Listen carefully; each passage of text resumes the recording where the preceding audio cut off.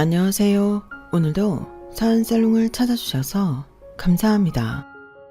저는 4년간의 연애 끝에 결혼을 하는 과정에서 친정을 버린 20대 후반 여성입니다. 의아하시죠? 결혼을 하는데 왜 친정을 버렸는지. 먼저 말씀드리자면 시집을 가면 출가 외인이라는 말과는 관련이 없어요. 간단히 저는 깨달았을 뿐이에요. 이제껏 저는 친정 식구들이 저를 대하는 방식, 태도, 표현을 당연하다고 생각해 왔는데요. 그게 옳지 않고 비정상적이고 부당하다는 것을 결혼을 준비하는 과정에서 깨달았어요. 시댁 식구들 덕분이었어요. 저희 친정 식구들과는 전혀 다르게 저를 대해주는 시댁 식구들 덕분에 저는 용기를 내서 친정을 버릴 수 있었어요. 지금에서 느끼는 거지만 남보다 못한 핏줄이었어요. 여기서 친정 식구들이 저를 어떻게 대했는지, 제가 그들을 어떻게 버렸는지 궁금하시죠? 여러분들은 가훈이나 좌우명이 있으신가요? 없는 분들은 계셔도 아예 생각을 안 해보신 분들은 없을 것 같은데요. 왜 초등학생 때 가훈이나 좌우명을 써서 제출하거나 예쁘게 꾸며 교실에 전시하기도 하잖아요. 아직도 기억이 나요. 가훈이나 좌우명이 없는 친구들이 머리를 쥐어뜯어가며 가훈이나 좌우명을 만들었던 모습이 말이에요. 그러니 가훈이나 좌우명을 한 번도 경험해보지 않은 사람은 없을 것이란 생각이 들어요. 물론 저희 집은 가훈이나 좌우명 같은 게 있어서 머리를 굴려 만들어낼 필요는 없었어요. 저희 집 가훈은 무실력 행위예요. 거짓없이 성실하게 옳은 일을 행하라는 뜻이죠. 저는 초등학생 때 이미 무실력행을 한자로 쓸 수 있었어요. 무슨 뜻인지 전혀 알지도 못하면서요. 당연히 제가 스스로 외운 것은 아니었어요. 제겐 배우자가 있었죠. 그건 바로 아버지예요. 저희 아버지는 지역 방송국 보도부에서 근무했어요. 뉴스를 취재하고 보도하고 제작하는 것이죠. 언론사에는 특별하게 취급되는 가치가 있다는 것 아시나요? 진실을 전달하고 공정하고 사회적으로 책임감을 가지며 취재와 보도를 함으로써 올바른 정보를 제공하고 여론을 형성하는 것이에요. 간단하게 진실성, 공정성, 사회성이라고 할 수 있을까요? 더군다나 아버지는 당신이 언론사에 근무하고 있다는 것에 큰 책임감과 자부심을 가지고 있어서 이런 가치들을 누구보다 소중히 여겼죠. 그러다 보니 이 가치들을 쉽게 옳은 것이라고 생각했어요. 그렇지 않은 것을 옳지 않은 것이라고 생각했고요. 그리고 나아가 아버지는 옳은 것에 집요하게 굴었고 세상의 모든 가치를 옳거나 그르거나 둘 중 하나로 판단했어요. 그리고 그런 당신만의 잣대를 저에게 가르쳤죠. 아니, 가르치기보다는 혼을 냈어요. 아주 어릴 때부터요. 제가 기억하는 가장 오랜 기억이 아버지가 저를 혼내는 장면일 정도로 어릴 때부터 옳고 그른 것으로 저를 혼냈죠. 그래서 저는 한글을 다 깨우치기 전에 옳고 그른 것을 나눌 수 있었어요. 물론 아버지의 잣대를 기준으로요. 그리고 아버지와 마찬가지로 저 또한 옳은 것은 정상, 옳지 않은 것은 비정상으로 취급해 옳은 것, 정상적인 것에 집착하게 되었어요. 학창 시절에 제가 할 수 있는 최대의 욕이 정상이 아니야 였을 만큼 확고한 기준이었어요. 저는 이렇게 투철하게 아버지의 영향력 아래서 성장했어요. 하지만 조금 억울하게도 아버지는 저를 그다지 예뻐하지 않았죠. 저에겐 3살 터울의 여동생이 있거든요. 아버지는 저보다 여동생을 더 예뻐했어요. 집에 오니 웬 선물이 있네. 우리 정교회장이 상장을 받아오고. 운영위원장상? 이게 뭐야? 단상에 올라가서 받았어? 네, 상은 운영위원회에서 주는 거예요. 학교 발전에 기여한 학생이 받는 거래요. 그럼 이런 상을 받을 사람은 우리 홍현이밖에 없지. 매년 상장이 끊이질 않네. 저번에 받은 모범상이랑 봉사상, 교내 토크감 대회 금상이랑 또 뭐가 있지? 영어 스피치 대회 은상도 있고. 아빠는 그걸 다 언제 세요? 그래, 맞다. 그걸 다 언제 세고 있어? 아빠는 홍연이 네가 얼마나 자랑스러운지. 세상이 성적이다가 아니야. 너처럼 다방면으로 뛰어난 일이 성공한다? 어쩜. 아빠가 너한테는 정말 이래라 저래라 한마디도 안 했는데 어떻게 기똥차게 알아서 옳은 방향으로 가는지. 아빠는 네가 내 딸이라서 얼마나 고맙고 기특한지 몰라. 당신은 그렇게 좋아요? 또 친구들 만나서 홍연이 자랑할 거죠? 그럼 당연히 해야지. 걔네들이 나를 얼마나 부러워한다고. 홍연이처럼 똑부러진 애는 처음 본데. 그렇게 키운 비결이 뭐냐고 만날 때마다 물어봐. 그럼 당신은 뭐라고 해요? 비결? 난 한 것 없다고 하지. 내가 홍연이한테 이거 해라 저거 해라 하는 것도 아니고 그렇다고 뭘 하지 말라는 것도 아니잖아. 홍연이가 알아서 잘하는 건데. 아, 그런 말은 했었다. 무슨 말이요? 내가 와이프 하나 기가 막히게 얻은 것처럼 그렇게 딸도 얻어진 거라고 말했지. 당신은 참 나 부끄럽지도 않아요. 사실인걸 뭐. 나는 복받은 남자라니까. 물론 여동생이 아버지가 생각하는 모범적인 학생에 더 가깝긴 했어요. 아버지의 말처럼 여동생은 공부뿐 아니라 다방면에서 재능을 보였어요. 글도 잘 썼고 토론도 잘했고 영어도 자신감 있게 했어요. 아까 상장도 많이 받았다고 했죠. 그러니 증명된 실력이었어요. 게다가 노래도 잘해서 축제 때 무대에 오르기도 했죠. 그런 무대에 서는 학생들 중 인기 없는 친구들은 드문 거 아시죠? 여동생은 친구들에게도 선생님들 사이에서도 인기가 많았어요. 게다가 여동생이 전교 회장을 하기 전에 동아리 회장을 했거든요. 전 학년이 참여하는 중앙동아리였어요. 그 동아리에 가입한 후배들뿐 아니라 선배들도 여동생을 좋아했어요. 학교에서 여동생을 모르는 사람이 없었어요. 그리고 여동생도 모르는 사람이 없었고요. 그래서 중학생 때, 고등학생 때 비교적 쉽게 전교 회장이 될 수 있었어요. 여동생이 처음으로 전교 회장이 되었을 때 아버지가 얼마나 좋아했는지 몰라요. 엄청나게 비싼 케이크를 사들고 오셨죠. 최고급 소고기도 사오셨고요. 여동생이 갖고 싶어 하던 무선 이어폰까지 선물로 주셨어요. 하지만 저는 여동생이 태어나서 한 번도 아버지에게 혼난 적이 없고 달콤한 칭찬만 들으며 아버지의 자랑이 된 데에 제 공이 있다고 생각해요. 제가 여동생보다 3년을 일찍 태어났으니 아버지를 먼저 겪었잖아요. 아주 어린 나이지만 어려도 느낄 건 다 느낀다고요. 저는 이미 여동생이 태어난 시점에 어느 정도 아버지가 싫어하는 것을 알고 있었어요. 그리고 아버지가 화를 내는 것도 하나밖에 없는 동생이 혼나는 것도 싫었어요. 그래서 여동생이 아버지가 싫어하는 짓을 할 때마다 조용히 못하게 했어요. 예를 들어 엄지를 빨려고 하면 손을 잡아주었고 이유 없이 울면 재롱을 부리며 웃게 만들었어요. 그리고 여동생이 밥상에 밥알이나 반찬을 흘리면 아버지가 보지 않을 때 재빨리 닦았어요. 그런 식이었어요.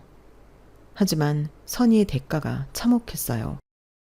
부모님이 저와 여동생을 비교하기 시작했거든요. 홍아야, 너는 또 식탁에 뭘 흘리면서 먹니? 홍연이를 좀 봐. 너보다 3살이나 어린데 하나도 흘리지 않았잖아.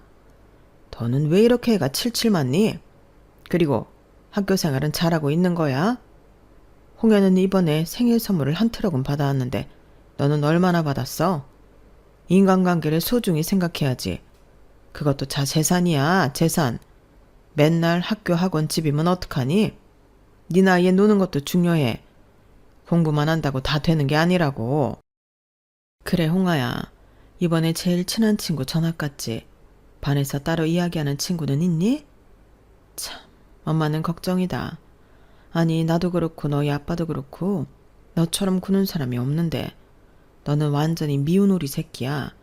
누가 보면 다리에서 주워온 줄 알겠다. 그렇게 안 놀면서 공부하는 것 치고 성적이 유난히 좋은 것도 아니고. 그래, 홍연이랑 별 차이 없잖아. 참, 누굴 닮은 건지. 저도 사람인지라 그런 이야기를 들으니 여동생을 더 이상 도와주고 싶지 않더라고요. 그래서 도와주지 않았어요. 그러자 아버지는 여동생이 하는 실수에 당황했는데 그게 끝이었어요.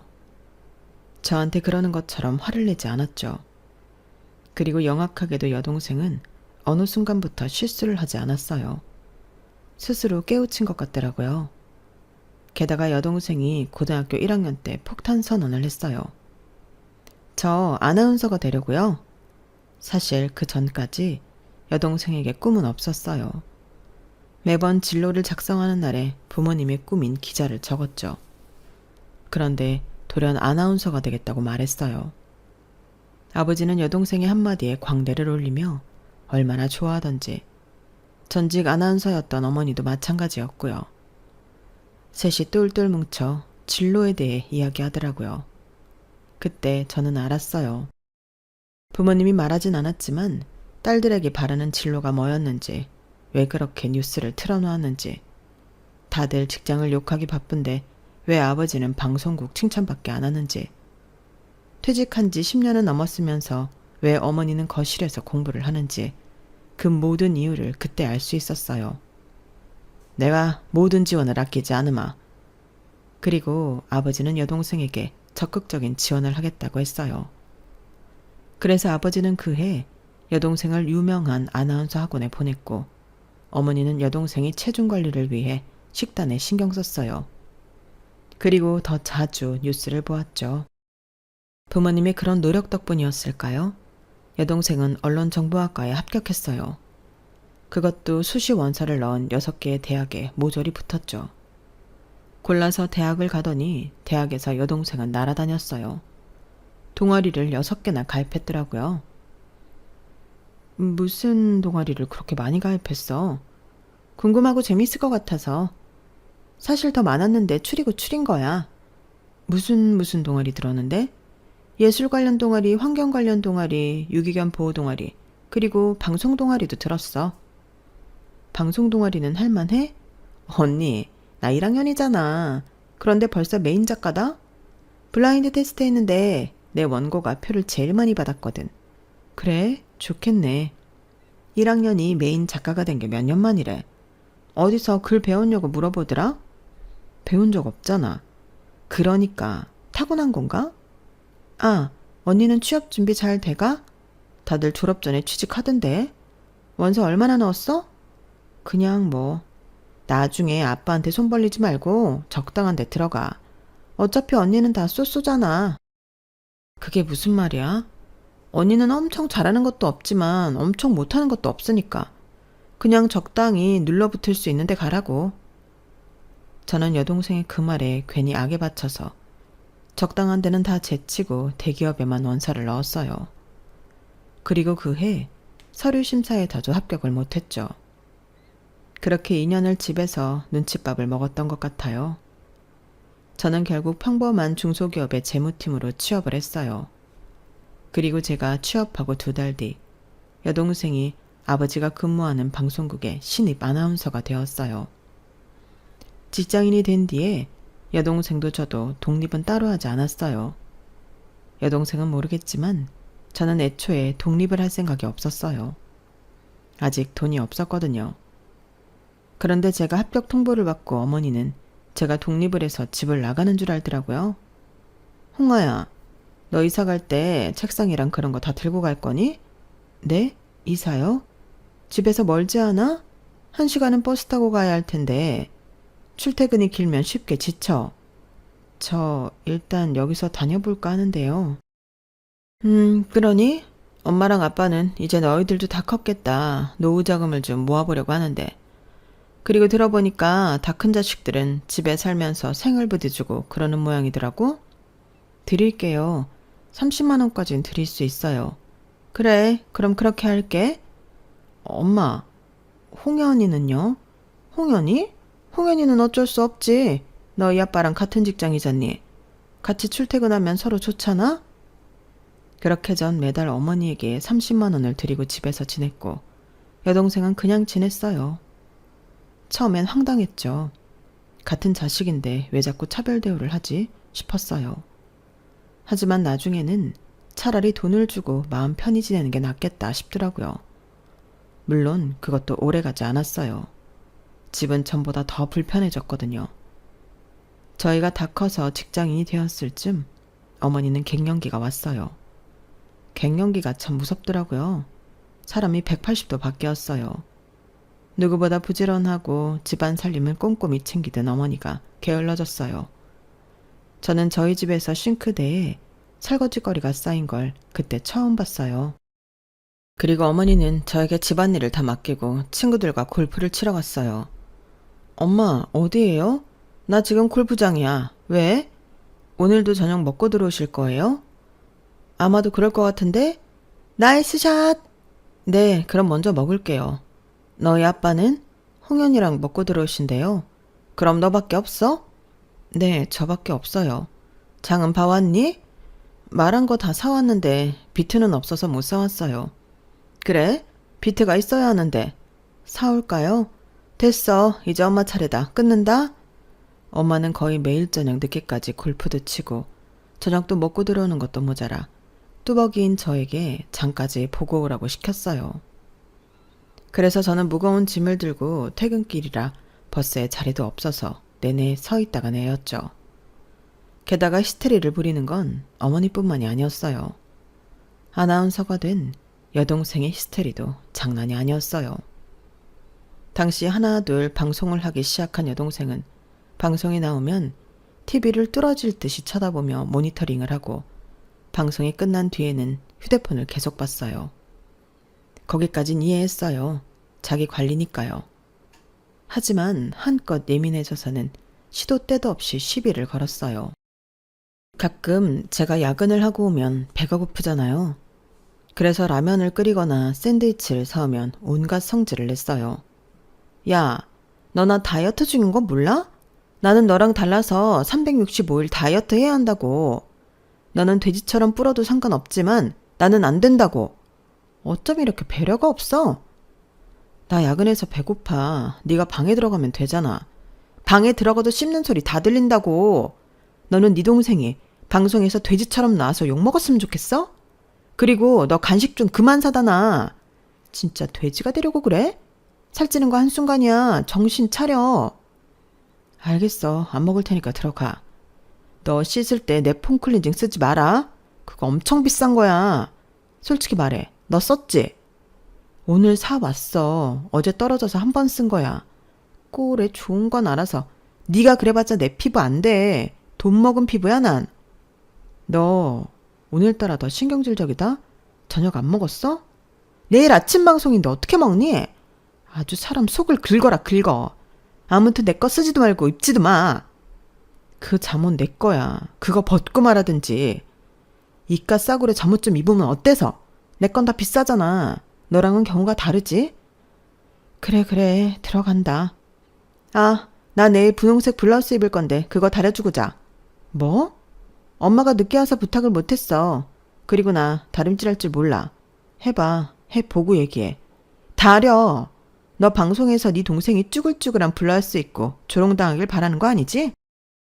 그런 식으로 저는 몇 번이나 여동생의 블라우스를 다려줬어요. 정말 집이 지옥이었죠. 그러던 어느 주말이었어요. 방송국 워크숍을 다녀온 아버지와 여동생이 집에 왔는데 무슨 일인지 여동생이 씩씩거리며 화를 내더라고요. 무슨 일이야? 아 진짜. 홍연아, 무슨 일 있니? 여보, 워크숍에서 무슨 일이 있었어요? 아, 그게. 아빠, 그 여자 대체 뭐예요? 뭔데 자꾸 나한테 트집이지? 솔직히 아까 프롬포터 꺼진 건 내 잘못이 아니잖아요. 돌발 상황이잖아. 말을 더듬거릴 수밖에 없는 상황이잖아요. 자기들은 안 그러나? 안 그러는 사람이 몇이나 될 것 같아요? 그래.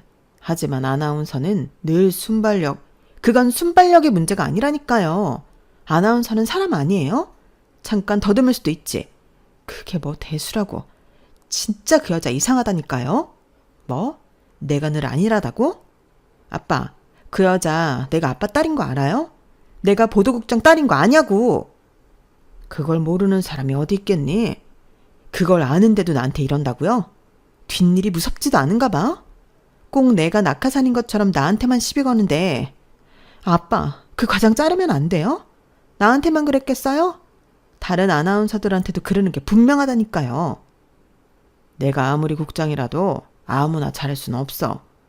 그 여자가 있는 한 내가 낙하산도 아닌데 낙하산 취급을 당해야 한다니까요. 이번에 새로 들어온 신입들이 나 개무시했다고요.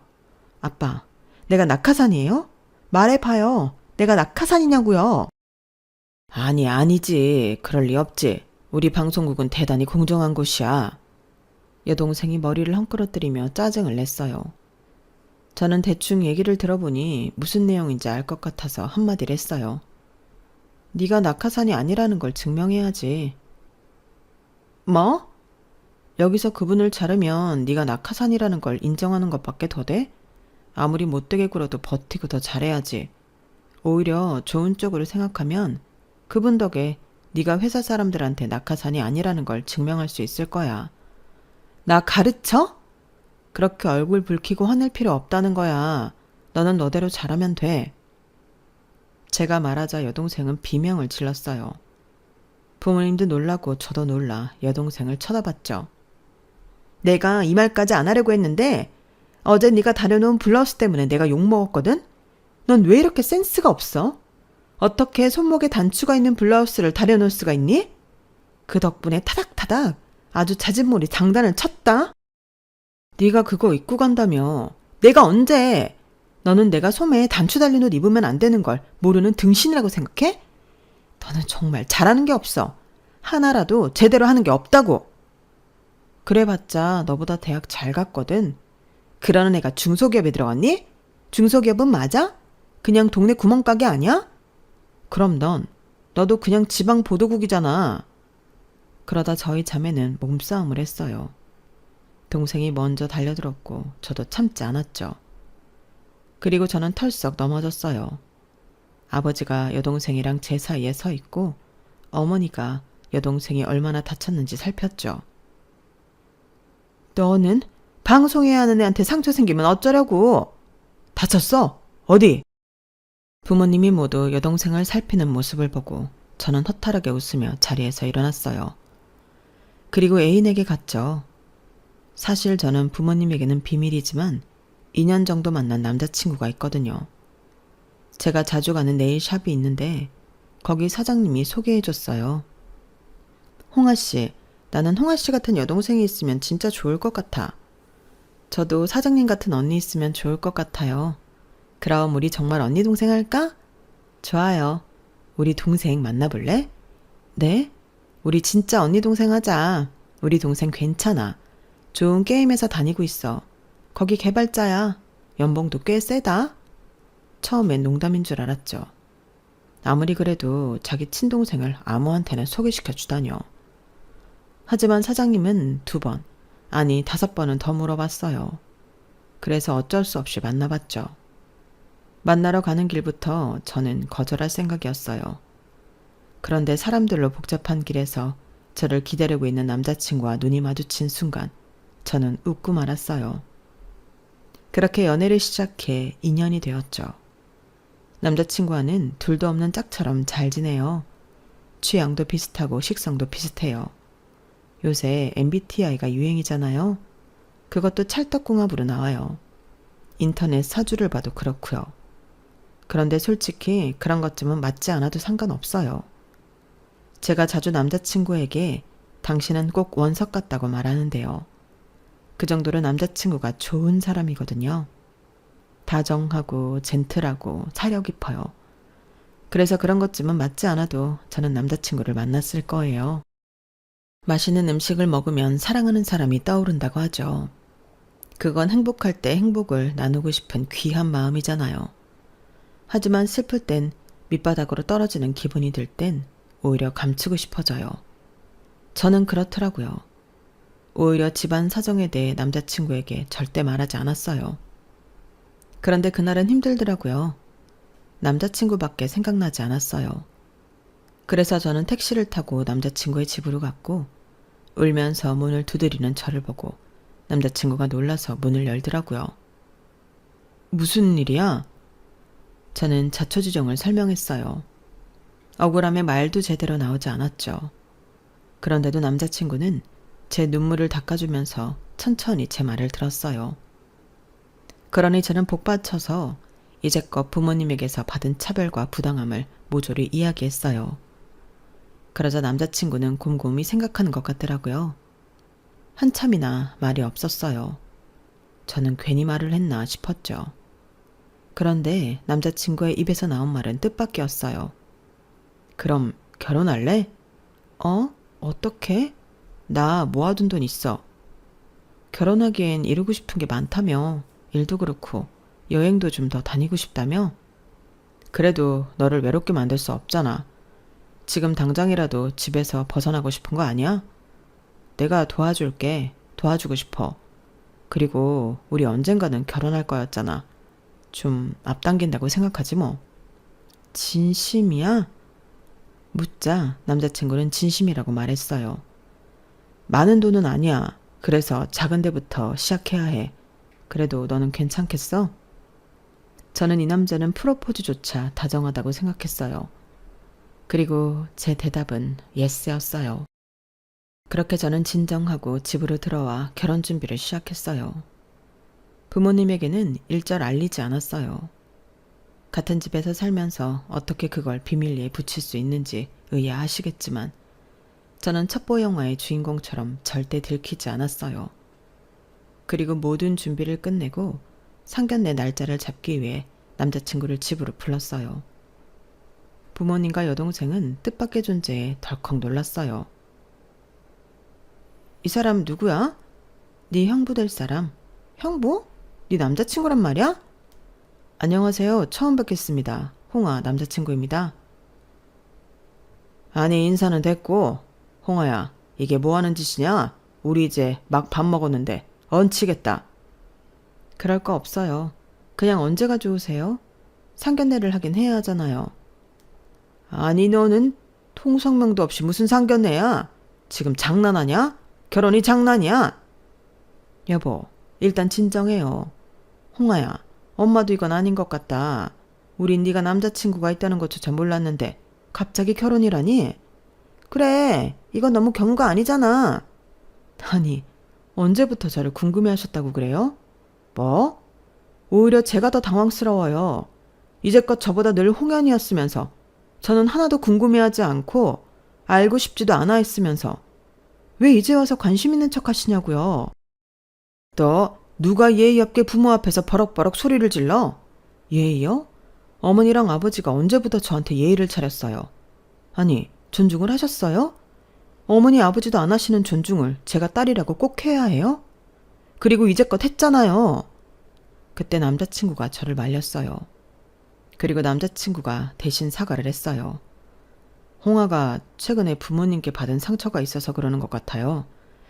일단 너그럽게 생각해 주시고 저에 대해 궁금한 게 있다면 뭐든지 물어봐 주세요. 성실하게 답하겠습니다. 남자친구가 그렇게 얘기하자 아버지는 크흠 헛기침을 하고 꽤나 장인어른답게 물었어요. 나이는 어떻게 되나? 31입니다. 하는 일은? 회사 다니고 있습니다. 무슨 회사지? 그것까지 말해야지. 게임 회사 다닙니다. 개발자로 있습니다. 뭐? 게임 회사? 내가 아는 컴퓨터 게임 회사 말하는 거지? 휴대폰 게임도 만들고 그렇습니다. 야, 시총아. 너 제정신이야? 네가 일을 그만뒀으면 남편이라도 제대로 된 사람을 만나야 할 거 아니야. 그런데 뭐? 게임 회사? 고작 이런 놈이랑 결혼하려고 우리한테 반항하는 거냐? 이 사람 회사 큰 회사예요. 투자자들이 얼마나 많다고요. 게임 랭킹에도 들어요. 랭킹에 드는 게 몇 개나 돼요. 만만하게 보지 마세요. 이게 어디서 눈을 부릅뜨고 덤벼? 뭐? 만만하게 보지 마? 지금 그런 말을 할 때야. 그럼 연봉이 얼만데? 얼마나 버는데 그렇게 의기양양이야? 아버지는 왜 그런 걸 물어요?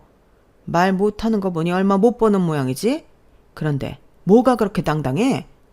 그럼 총각 부모님은 뭐 하시나?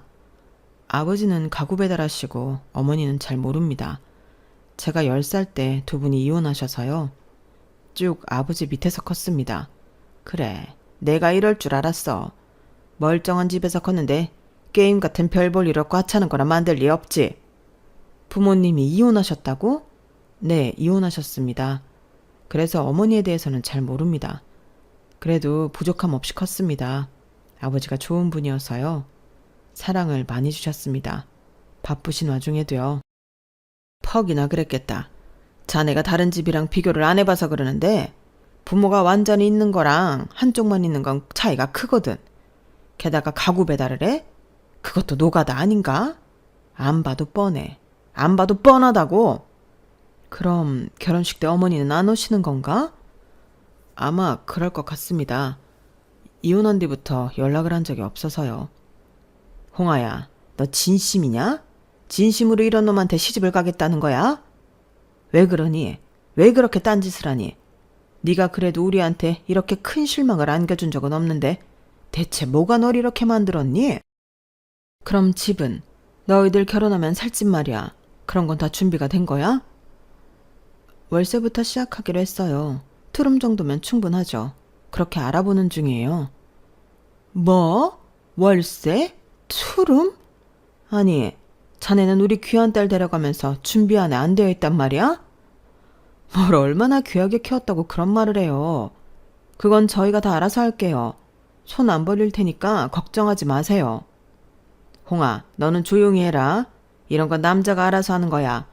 남자가 책임감이 있어야지. 자기 마누라를 투룸에서 살게 해? 그것도 월세에? 이래서 없는 놈들은. 아버지가 혀를 차며 완강하게 등을 돌렸고 어머니는 수심이 가득한 표정을 지었어요. 그리고 여동생은 저희 이야기를 듣고만 있었죠. 그러다가 의미심장하게 물었어요. 언니, 설마 임신한 거 아니지?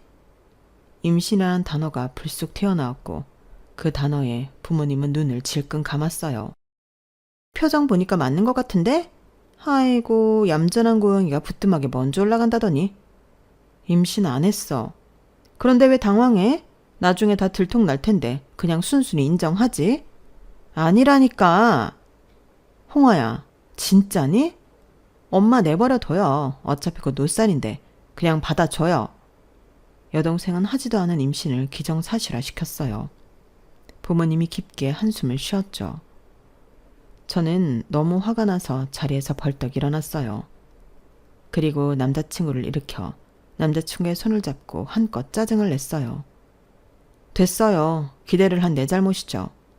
상견례 날짜는 저희가 알아서 잡을게요. 오실 거면 오시고 말려면 마세요. 그리고 제가 당부드리겠는데 이 사람 이혼 가정에서 자랐지만 충분히 사랑받고 컸어요. 저보다 더 대단한 사랑을 받고 자랐다고요. 부모가 다 있어도 이런 집구석에서 자란 저보다 사랑을 더 잘 알고 주는 법도 아는 사람이에요. 제가 더 많이 배운다고요. 내가 늘 감사해야 한다고요. 그리고 게임에서가 어때서요? 요새 게임이 얼마나 대세인지 모르고 하는 말씀이죠? 그것도 이 사람은 개발자예요. 그 어려운 걸 해내는 사람이라고요. 그리고 이 사람 아버지가 얼마나 대단한 분이라고요. 가구 배달을 하면서 두 남매를 부족함 없이 키우신 분이에요. 뵐 때마다 느끼는 거지만 이 사람만큼 다정하고 이 사람만큼이나 똑똑하신 분이라고요. 집에 가면 책이 얼마나 많은데요. 그래서 저는 이 사람 아버지 존경해요. 그러니까 함부로 말씀하지 마세요. 홍아, 너 벌써 그 집을 드나들어? 저는 벌떡 일어나 저에게 달려들라고 하는 아버지를 뒤로하고 그 길로 집을 나왔어요. 그리고 상견례 때까지 집에 들어가지 않았죠. 상견례 전날까지 부모님은 연락이 없었어요. 저는 오지 않으려나 보다 했어요. 그러면서 결혼을 미루지 않았죠. 그런데 상견례 당일 오전에 어머니에게 확인 문자가 왔어요. 저는 그나마 다행이라고 생각했어요. 그렇게 저는 상견례를 하게 되었죠. 저희 식구들도 남자친구의 식구들도 모두 한자리에 모였어요. 처음에 무척 어색했어요. 더군다나 저희 부모님이 계속 땅이 꺼져라 한숨을 쉬고 상심한 표정으로 있어서 상견례 분위기는 암울했죠. 사돈어른, 그래도 우리 아들이 부부가 되겠다고 소개하는 자리니 얼마나 좋습니까? 걱정되는 마음은 100번이고 이해합니다. 하지만 저희 가족은 홍아를 이미 가족이라고 생각하고 있어요. 걱정하시는 일은 없을 겁니다. 아무리 그렇게 말씀하셔도 이게 팔려가는 거지 뭡니까? 저희가 홍아를 얼마나 귀하게 키웠다고요. 어떻게 이런 식으로? 그래요. 우리 홍아 어릴 때부터 저희 속썩인 적 없는 맏딸입니다. 성적 우수상을 얼마나 받았는지 아십니까? 학생으로서 그건 엄청난 성과입니다. 그렇게 좋은 대학 나와서 지금은 일 그만두고 다른 걸 하지만 그 회사도 아주 좋은 회사였습니다. 그런데 어쩌다 게임이나 만드는 남자한테 시집을 가겠다고 하는 건지, 게다가 홀아버지 밑에서 자라 가진 것도 없는 남자한테. 저는 지금 이 자리도 꿈 같습니다. 악몽 같습니다. 저는 이제 와서 저를 칭찬하면서 제 남자친구와 남자친구 집안을 욕보이는 부모님에게 오만정이 떨어졌어요. 그래서 버럭 화를 내려고 했죠. 그런데 문이 스르륵 열리더라고요. 종업원이라고 생각했는데 한 중년 여자였어요. 늦어서 죄송해요. 강원도에서 출발하니 오래 걸렸네요. 중년 여자의 얼굴을 보고 시아버지가 무척 놀랐어요. 그리고 남자친구는 귀신이라도 본 것처럼 멍한 표정을 지었어요. 중년 여자가 신발을 벗고 들어와 시아버지 옆에 앉았어요. 당신이 어떻게 이혼하신 안사돈 되십니까? 네, 제가 댁따님의 예비 시어머니입니다. 이렇게 불쑥 찾아와 죄송하네요. 그래도 저희 아들 상견례인데 제가 와 봐야죠. 결혼식도 안 온다고 하던데요. 모르니까 갈 수가 있나요? 그래도 알게 되었으니 참석할 생각입니다. 물론 결혼을 해야 가능한 일이겠지만요. 그건 저희가 할 말입니다. 왜 그 댁에서 열쇠를 가진 것처럼 말하는지. 아버지의 무례한 말에 시어머니는 인자하게 웃었어요. 그리고 저와 남자친구에게 말했죠. 이렇게 처음 만나서 미안하지만 아가씨, 말을 좀 편하게 할게요. 어차피 우리 가족들 사이니까. 네. 그럼 미안하지만 부모님이랑 얘기 좀 하게 나가 있어. 얼마 안 걸릴 거야. 그렇게 저희는 밖으로 나왔어요. 아직도 남자친구는 귀신이라도 본 것처럼 얼이 빠져 있었죠. 남자친구가 의자에 걸터앉아 멍하게 허공을 봤어요. 그러자 신우이가 남자친구 어깨에 손을 올리고 말했어요. 놀랐지? 내가 엄마한테 부탁했어. 좀 와줄 수 있냐고. 왜? 너 기억 안 나? 우리 엄마 엄청 세. 어디서든 기죽지 않고 자기 할 말 똑바로 하고. 그런데 아빠랑 너랑 나는 몰랐잖아. 제대로 말도 못하고. 아니, 어머니랑 연락하고 지냈어? 경원아, 우리 엄마 나 결혼식 때 왔었다. 정말? 와서 저 멀리서 내 결혼식 구경하고 봉투도 하고 갔어. 그리고 그 봉투에 명함이 있었지. 처음엔 고민했어. 우리 솔직히 엄마가 우리를 버렸다고 생각했잖아. 나는 그랬거든. 그래서 쉽게 연락을 하지 않았어. 그러다 명절이 왔는데 연락을 하고 싶더라. 그래서 연락을 했어. 엄마가 반갑게 연락을 받아줬어. 그래서 간간히 연락하고 지냈어. 그럼 여기 알려준 것도 누나야? 그렇지. 왜? 이런 일이 있을 것 같았어. 내가 네가 처음으로 홍안에 간 날에 물어봤지? 어땠냐고. 그런데 너 별 대답 안 하면서 침울해 있더라? 그래서 대충 반대하는 건 눈치채고 있었어. 그래서 엄마한테 SOS를 쳤지. 조금 늦는다더니 그래도 일찍 왔네? 신우이가 시계를 보며 말했어요. 저도 자연히 시계를 봤죠. 10분이 지나 있었어요. 그리고 조용했죠. 그래서 저는 문을 열었어요. 그러니 어떤 장면이 펼쳐졌는지 아세요? 저희 부모님이 시어머니를 향해 큰 절을 하고 있는 거예요. 아유, 증조모님 몰라 뵀습니다. 죄송합니다. 이렇게 반성하고 있으니 너무 노여워 마세요. 제발 부탁드립니다. 저한테 빌 것 없어요. 이미 기자한테 정보 주고 오는 길이에요. 아마 다음 주에 기사 날 거예요.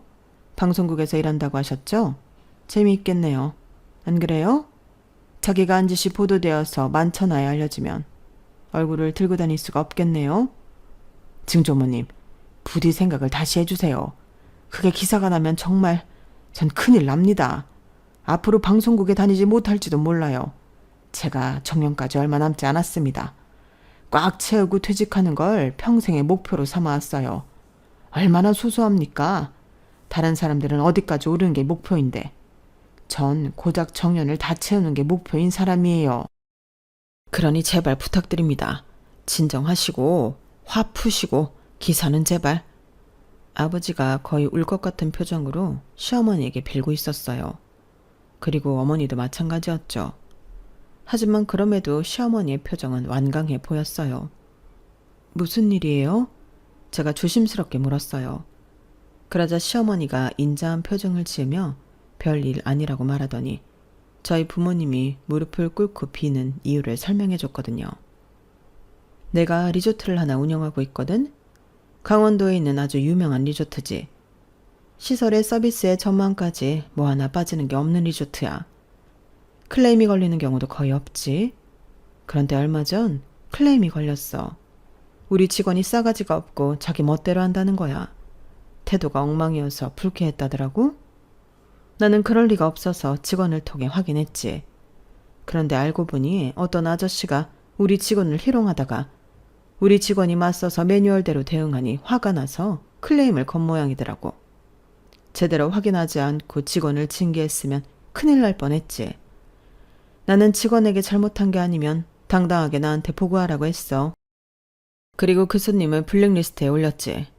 아주 큰 단체인데 더 이상 받지 않기로 했어. 그리고 며칠 뒤에 네 누나한테 네 장인어른 될 사람의 이름을 들었어. 같은 평산 신씨라니 신기했지. 게다가 학렬로 내 5세대 손자더구나? 그렇죠? 아, 네네, 증조모님 맞습니다. 그때 일은 반성하고 또 반성하고 있습니다. 평소에는 그러지 않아요. 그땐 술에 취해서. 그건 법 앞에서나 통하는 변명이에요. 지금 상황에서는 술에 취해 그랬다고 하면 더 질타를 받죠. 아무튼 너희도 알겠지만 엄마 가문 학렬이나 조상을 뜻깊게 생각해. 그래서 내 이름을 말하자마자 지금 이러고들 있는 거다. 내가 협박한 게 아니야. 자기들이 자진해서 무릎을 꿇은 거지. 노여움이 풀리실 때까지 이렇게 있겠습니다. 그러니 제발 혼자 계신 저희 어머니는 집성촌에 계속 살 수 있게 해주세요. 대단한 보도국장이라고 했으니 한번 막아보세요. 막으시면 되잖아요. 왜 벌벌 떨지? 이렇게 막은 기사들이 한두 개가 아닐 텐데. 네? 제가 듣기로는 뒷돈도 많이 받았다고 들었는데 기사 좀 막아달라고? 저희 아버지가 말이 없었어요. 그리고 정말 암울한 표정을 지었죠. 그때 여동생이 숟가락을 탁 내려놓았어요. 아빠 됐어요. 그냥 아빠 퇴직하세요. 어차피 정년 몇 년 안 남았어요. 별로 불명예스럽지도 않아요. 저기요 아줌마. 딱 봐도 우리 부모님보다 나이 어려 보이는데 증조모 소리 들으니까 좋아요? 아무리 신씨 가문이 이런 차질구리하는 걸 신도 딴지 모시듯 하지만 아무리 그래도 자기보다 나이 많은 사람한테 대우받고 싶어요? 고작 이름 때문에? 아까 저희 아빠 블랙리스트에 올렸다고 했죠. 감당할 수 있겠어요? 우리 아빠 보도국장이에요. 상대는 방송국이라고요? 돈도 꽤나 될 텐데. 서운하지 않겠어요? 나는 이름으로 대우받을 생각 없습니다. 우리 집안에는 그런 운명을 믿는 사람이 많아서 내 학렬을 이야기한 것뿐이에요. 그리고 보도국장, 방송국 다 필요 없습니다. 매년 저희 리조트에서 워크숍이니 뭐니 했던 것 같은데 필요 없어요. 어차피 잘 되고 있는 리조트예요. 게다가 나는 호텔도 있고 7번 국도를 따라 펜션도 있죠. 저희 엄마가 돌아가시면 받을 유산도 어마어마합니다. 저희 집안이 빵빵하거든요. 그래서 처음에 이 사람과 결혼하는 걸 반대했지만 아무튼 아가씨, 아까 돈이면 된다는 식으로 말했죠? 내가 정말 더 해볼까요? 돈으로 비비면 누가 이길지 해봐요? 저희 아버지가 여동생도 같이 무릎을 꿇게 하고 빌도록 했어요. 그리고 시어머니는 저를 봤죠. 저와 남자친구를 향해 물었어요. 이제 그만할까? 홍아야 제발 아버지 무릎 아프다. 너희 엄마 허리도 안 좋은데 제발. 저는 고개를 끄덕였어요. 세 식구가 다리에 쥐가 났는지 고통스러워 하더라고요. 그리고 저는 담담하게 이야기했어요. 어머님, 그리고 기사는 그대로 보도해 주세요. 저희 아버지가 옳은 행동을 무척 좋아하거든요. 아마 본인도 괴로울 거예요. 그리고 그대로 보도해 주세요. 벌도 달게 받을 거예요. 홍아야, 네가 어떻게 우리한테 이러니? 저희 이제 앞으로 우리하지 말죠. 무슨 자기들 필요할 때만 우리 하니까 짜증나네요. 저 이제 이 집 딸 안 할래요. 앞으로 좋아하는 딸이랑 평생 사세요. 그렇게 저는 뒤도 안 돌아보고 시댁 식구들과 상견례 자리를 나왔고 부모님이 없는 상태로 결혼식을 진행했어요. 그리고 다정한 시댁 식구들과 함께 따뜻한 나날을 보내는 중이에요. 시어머니도 가끔 만나 식사를 하든 커피를 마시든 하고요. 가족을 버렸는데 속이 뻥 뚫린 게 아니라 오히려 메워진 느낌이에요. 이게 맞는 건가 싶으면서 씁쓸하기도 하고, 하지만 저에겐 새로운 가족이 생겼으니까요. 핏줄보다 진한 가족이요. 저는 제가 선택한 가족에 최선을 다하려고 해요. 앞으로 좋은 일들만 가득했으면 좋겠어요. 여러분들한테도요. 감사합니다. 여러분, 사연 댓글에 응원과 현명한 조언 부탁드려요. 좋아요와 구독은 저에게 큰 힘이 됩니다. 오늘도 좋은 일 가득하세요.